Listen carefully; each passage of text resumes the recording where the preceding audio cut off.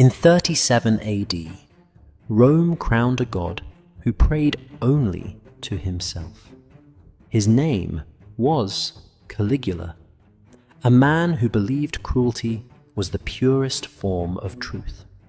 Beneath marble ceilings and golden laurel wreaths, mercy became theatre, and agony became art. He would kiss a woman's hand before destroying her family smile at a senator while condemning his bloodline. Rome thought it had found salvation. It had created a predator in the shape of a savior. If you value the historical record, subscribe. When the ledgers close, the bones still speak. He was born into the empire's bloodstream son of Germanicus, the beloved general who had embodied Rome's virtue. Soldiers adored the boy who played among them in miniature armor, calling him Caligula Little Boots. From birth, he was trained to see power not as duty, but as spectacle. When Tiberius died, the empire erupted with joy. At last, a god of kindness had come to restore the old world. The Senate opened the prisons. The crowds threw petals. For the first time in years, people dared to hope. Caligula's kindness was the first act of his cruelty, a test to see how easily love could become obedience. He rewarded the loyal, then humiliated them in public. He elevated nobles, then stripped them bare before their peers. He turned intimacy into theatre, and faith into a trap. He did not just kill, he made death wait. He made for a last. Soon, the city realized the pattern. Every gift was poisoned, every embrace a performance. He would smile as men begged for mercy, pause just long enough for gratitude, and then order the blade. His genius was not madness, it was precision. He understood what Rome itself had forgotten, that an empire built on conquest needs cruelty to feel alive. At first, Rome called it rumor, just another emperor's indulgence exaggerated by jealous senators. But rumors in Caligula's Rome were not exaggerations. They were advance warnings. The Senate had always been the theatre of Rome's dignity. Marble floors, echoing with oratory, the air thick with legal precision. Yet, under Caligula, it became a different kind of stage. A place where silence was the only safe language. The emperor began summoning senators and their wives to the palace for consultations. These sessions often ended not in decrees, but in humiliation. Wives trembling were paraded before the ruler who now claimed divine rights over all mortal unions.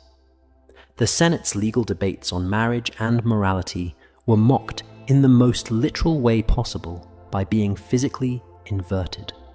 Caligula would interrupt discussions on inheritance laws with jokes about whose wife was most beautiful or most obedient. The laughter that followed was forced mechanical, a sound manufactured under threat. For those who didn't laugh, the punishment was ruin, confiscation of property, exile, or disappearance.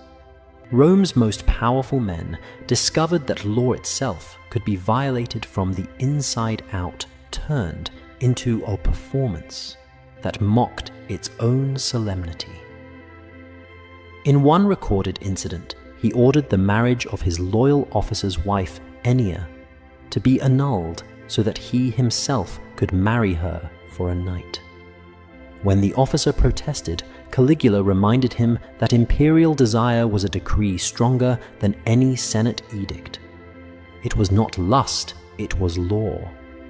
This was the chilling innovation of his reign, the fusion of legality and desire.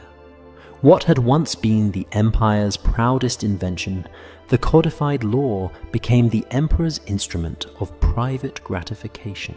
Every forced union, every seized wife, every public insult was justified under the same principle that built Rome's greatness. The will of the sovereign was itself the law. Ancient sources describe his taunting tone during these humiliations. He would emerge from behind curtains at banquets mocking noblemen about their wives' performance. The laughter he demanded was more terrifying than any sword because it was an oath of submission. Rome's men bowed deeper with each insult, proving that obedience was the only remaining virtue. The philosopher Seneca, who lived through this era, later wrote that tyranny begins where shame becomes entertainment. Caligula understood this perfectly. He weaponized shame, transforming the Senate from a council of rulers into a chorus of spectators. The men who once wrote laws now performed obedience in his theater of domination. In doing so, he discovered a profound political truth: to rule Rome, one must not only command its bodies, but also its definitions. If the emperor could redefine a marriage, redefine decency, redefine justice itself, then every act of cruelty became legally sanctified. The result was a new kind of governance, one that did not need armies to enforce compliance. It relied on humiliation. Every senator who endured his wife's violation in silence became part of the system's self-perpetuation. To resist was treason. To suffer quietly was proof of loyalty.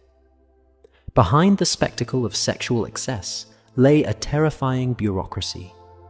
Imperial scribes recorded the gifts and favors of women taken from noble houses, classifying them like property transfers. A wife could vanish into the palace one night and return legally diminished the next. The documents of empire reflected not the chaos of madness, but the precision of accounting. Even religion bent beneath this perversion of law. When Caligula declared himself the living Jupiter, divine marriage itself became his legal domain. He claimed the right to bless or desecrate any union under heaven. In the emperor's mind, Jupiter had many consorts. So too would he. His decrees on sacred chastity were written in the same ink as his private invitations. The line between divine authority and personal lust dissolved completely. For the people of Rome, this was not merely scandal, it was revelation. They saw that the empire's entire hierarchy built on law and ritual could be turned against them with a single command. Every system, marriage, property, religion, proved fragile once the ruler's desire entered the equation. Yet, there was something even darker beneath the political mechanics. Caligula's actions were not random cruelty. They were experiment tests to see how far Rome's conscience could bend before breaking. Each public violation was a question posed to the collective morality of the empire. Will you still obey? Will you still believe in the sanctity of law when the law itself become obscene? And Rome answered yes.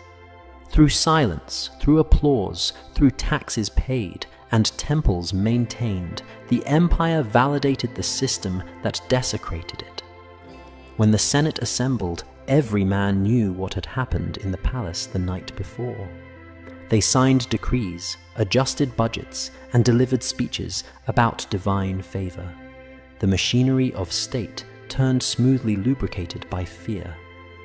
The Republic's corpse still moved, but only because humiliation had become the new form of governance. Caligula had proven something eternal, that domination need not rely on visible violence. When the law itself is corrupted, the body becomes its own prison. The marble pillars still gleamed, the city still prayed, but Rome's heartbeat had changed rhythm. Beneath the robes and rhetoric, every senator carried the knowledge that the next decree might strip him not only of power, but of dignity itself. If the law could be rewritten by desire, what would happen when desire demanded the sacred itself? By the second year of his reign, the lines between Caligula's private chambers and the administration of Rome had vanished. The palace was no longer a seat of government, it was a marketplace of flesh. Senators who once debated taxes now paid them in humiliation. Nobles arrived in ceremonial togas and left stripped of dignity their wives and daughters renamed, catalogued and priced like merchandise. The ancient